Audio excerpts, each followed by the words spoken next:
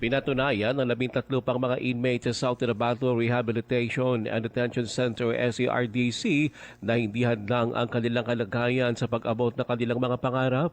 Ito ay kasunod ng kanilang pagtapos sa Alternative Learning System o ALS. 3 sa nasabi mga inmate ay nagtapos ng elementarya habang 10 naman ay nakapagtapos ng junior high school. Ayon kay Provincial Jail Warden Barney Condes, layo ng programa na mabigyan ng pagkakataon ang mga persons deprived of liberty o PDL na makapag-aral. Ito ay upang makapagsimula ng panibagong buhay at maging kapakipakinabang na miyembro ng lipunan sa kanilang paglaya. Isa sa mga nagtapos ang nagpahayag ng hangarin ipagpatuloy ang kanyang pag-aaral, habang isa pang graduate ay nagpasalamat naman sa pamalaang panlalawigan sa pagkakataong makapag-aral kahit na nakapiit. Binigyan din pa ni Condes na ang edukasyon ay mahalagang bahagi ng rehabilitasyon.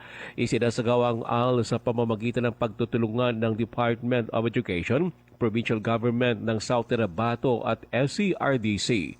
Ruel Usano, NDBC, Bida Balita.